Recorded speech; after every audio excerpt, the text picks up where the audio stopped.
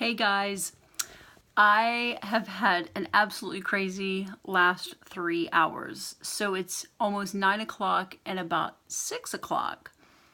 I recorded a 20-minute video to send to you guys about all the prayer stuff. And then I went to upload it on my computer to try to get to YouTube. And my computer didn't recognize my phone. And then I went through 2 hours of rigmarole where I thought I had restored everything, and I restored my phone to what it was 2 years ago. So I had lost all my notes. I had lost all my, a lot of my contacts, and I freaked out. So then, thank goodness, Pastor David helped me on the phone, and everything got restored. Glory to Jesus. So now here we sit. That was my last 3 hours. And I'm doing this because I thought it would be easier for me to do a video because there's so much going on. And I was like, it'll take me forever to write it all down in an email. And as it is, I could have had an email done faster than I had this done. So anyway, I'm doing this one more time. And if it doesn't work, you'll never know because you won't see this video. So anyway, there's something big happening tomorrow. So that's why I really wanted to get this video out tonight. First of all, so the president left for his Asia tour today. So we just need to pray for him, you know, like we always do, protection and wisdom and all that kind of stuff. And Melania is with him as well. And so big thing happening. And so we just need to keep them in prayer. But the other thing that's happening tomorrow is the Antifa protests. And you may have heard about this and you may not have. But all across the United States, Antifa is having huge protests against Trump to overturn, you know, fascism is what they call it. Fascism. And they're doing it. Some of the reports that I've heard, like, they are not caring if they attack law enforcement, public. You know, we've seen them crash stuff through Starbucks windows and businesses and stuff like that. So we really just need all day tomorrow, when you think about it, pray for peace, take authority over the spirit of lawlessness, rage, anger, offense, the spirit of offense, a chaotic spirit, anything that just wants to stir things up. And you'll probably get other things too. But please, if you think about it, just throughout the day tomorrow, when you think about it, just pray. Because these are happening all over the place.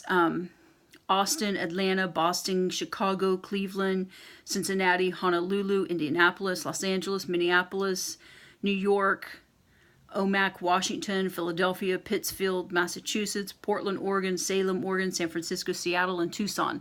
So, and I saw another article that was more acute as to where they would be, and in Northern Virginia, they're supposed to be in Burke and in Springfield. So where that's happening, I don't know. Because then I thought, well, we could go pray wherever they're at. But I don't know where they're.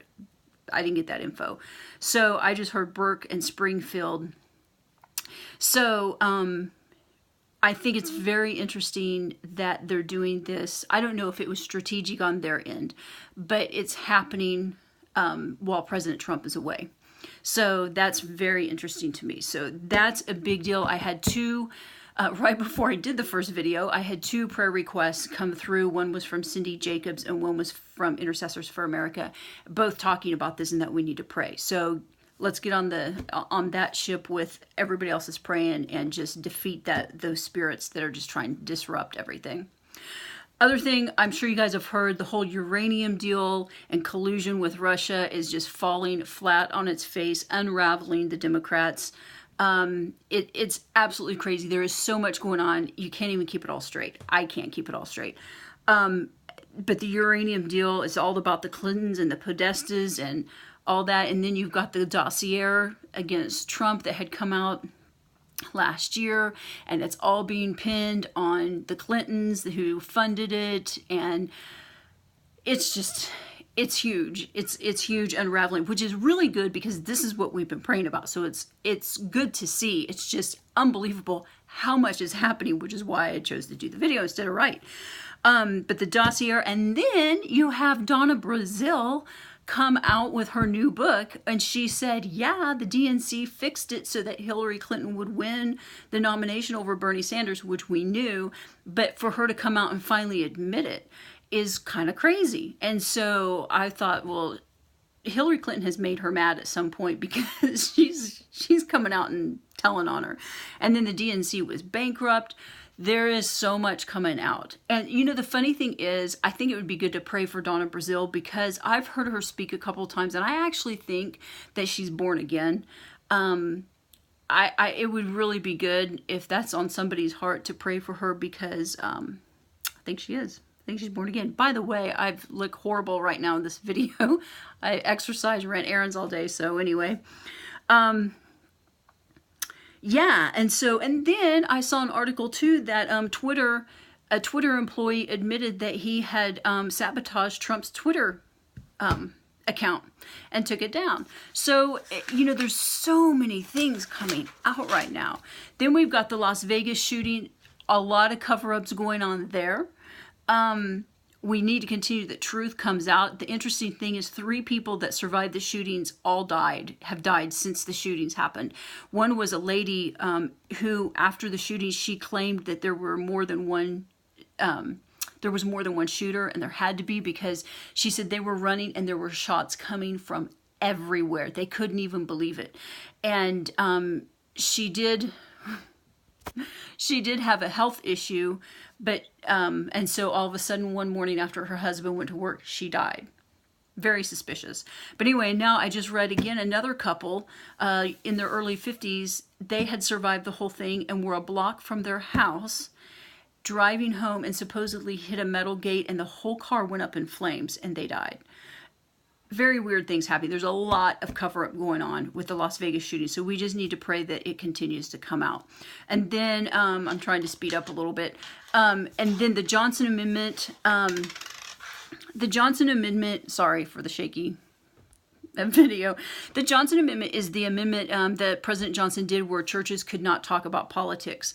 Right before I did the first video, then IFA had sent out a prayer request that they had just got from Representative Jody Hice from Georgia, asking for immediate prayer, because in the new tax reform bill, they have proposed repealing the Johnson Amendment.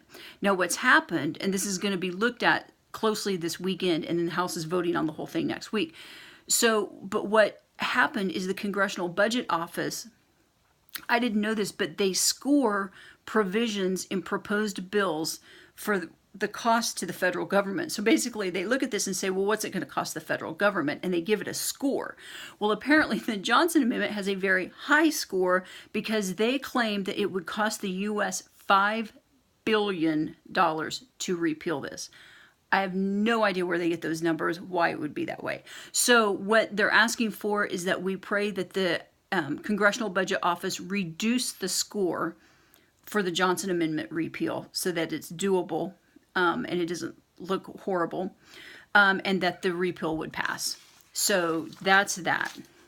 And then we've got the prophetic words, the ones that Cindy Jacobs had sent out, that Babette had sent to us, all about the Reformation, which was really good. And then I sent out the one with Wanda Algiers about the dream she had about Trump and the word, and just bringing the word back into a high priority in the United States and in our governing. So I'm sure there's tons of other ones out there, but I just wanted to mention those.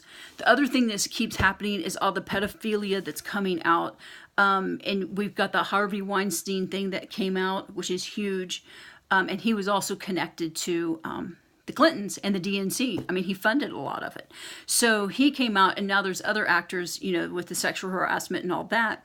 But what's amazing is a lot of young, well, not necessarily young, but a lot of actors are coming out saying that there is a pedophile ring in Hollywood, that when you are a young actor, then they force you to do things. So Justin Bieber had come out and said that when he was a teenager, he was with a group of a group of other young actors, and whoever this pedophile ring was, they were at a party, and they forced them. Now I don't know if he did it or not or anything. It didn't say that, but they were trying to force them to sodomize a young child. And Justin Bieber said he couldn't even deal with it. He said it was horrible, and it was just awful. So he has since really come back to God. And all that. And then the other one is Corey Feldman, who was, when I was a teenager, he was a heartthrob back then. And he's been coming out for a few years accusing it. But now that all this other stuff has happened, then he has a lot more credibility. So he came out, and now he's actually naming people that abused him personally. So we need to pray for his protection, because he's really putting himself on the line. I watched a video when he was on Dr. Oz's show the other day, and he's really fed up, and so now he's naming names. So that whole thing needs to continue to unravel, and we need to continue to believe God that whole entertainment industry and the part that's connected with business and politics and all that, it just keeps unraveling through it, and that people know, that people see it, and they understand, and they see the gravity of it, and not that it's made up. I saw another article that said a former NPR CEO opened up about the liberal bias. That's pretty interesting. I can send you that if you want.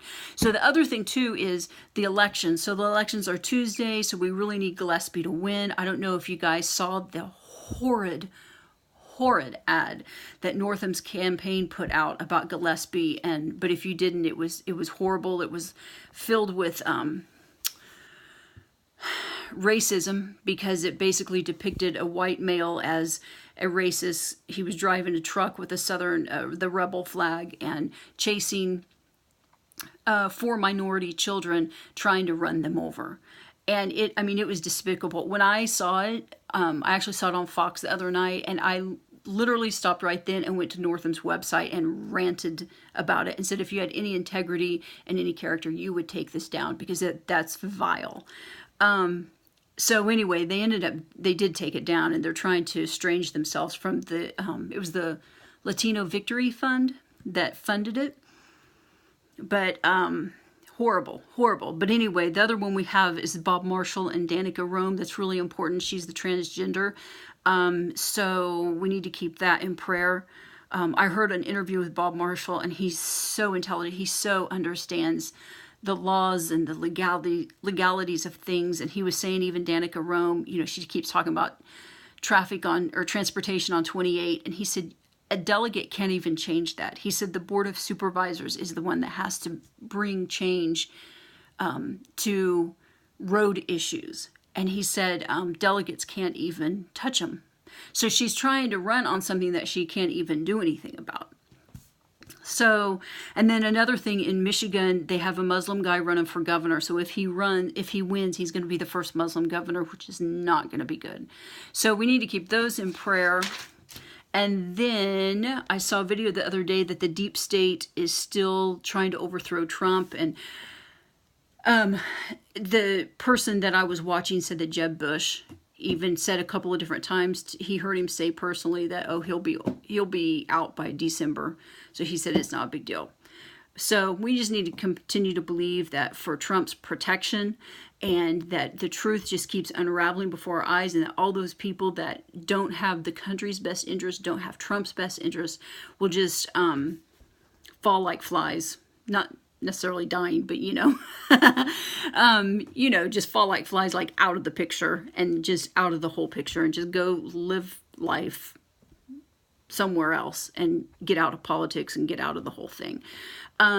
So that's it. And then I missed a call. Intercessors for America was having a prayer call at 12:15 today, and I had it on my phone and left the house this morning and forgot my phone at the house, so I forgot about the call. But one of the things they mentioned in the phone message was that there were occultic actions against President Trump. So I'm not sure what they are, but I'm sure it's kind of an ongoing issue. So we just need to kind of keep that in prayer as well. So those are my things. I tried to make it a little bit shorter than the 20 minutes earlier today. The other thing that I wanted to suggest, I think it would be fun because November 8th is the 1-year anniversary of Trump being president. But on November 8th, we also have School of Word and Worship, so I wouldn't be able to do anything. But on the 9th, which is Thursday, I thought, Thursday, I thought it would be fun to have a dinner, go out to dinner together and just celebrate a Trump victory and just be our little celebration together.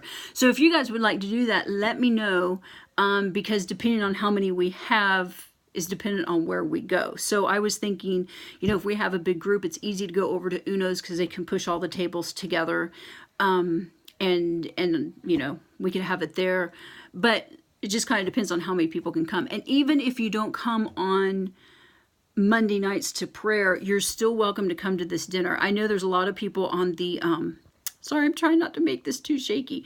I know there's a lot of people on the email list that just can't come on Mondays, and I get that, but you guys are interested in everything, and I know you guys pray. Sorry, it's got to be annoying to watch. So you're free to still come to the dinner. You're still a part of us. So let me know if you want to do that. And then I was also thinking it would be good to do a DC prayer walk again on Saturday, November 11th. When the thing happened in New York on whatever day it was, I just started thinking we really need to pray protection over DC. And so I think it would be good to do a prayer walk. And so that would be on November 11th. So if you'd like to do that, let me know. We can do like we did last time. We do a prayer walk and then we go get a late lunch, early dinner somewhere and just have fun. It was a lot of fun. We did that last time. So that's that. And lots going on, but God is good. Our prayers avail. I love you guys. I'm so appreciative of people that want to pray for our nation. I'm so glad we are all in this together and can come together and just pray. And we have this common interest, and it's good. Our country needs prayer really bad, but all this stuff is coming out because of prayer. So it's really cool. So that's it. I made it shorter. Just short of 17 minutes according to my timer. So anyway, you guys have a good weekend, and don't forget to pray tomorrow, November 4th, about the Antifa stuff, and I'll see you at church on Sunday.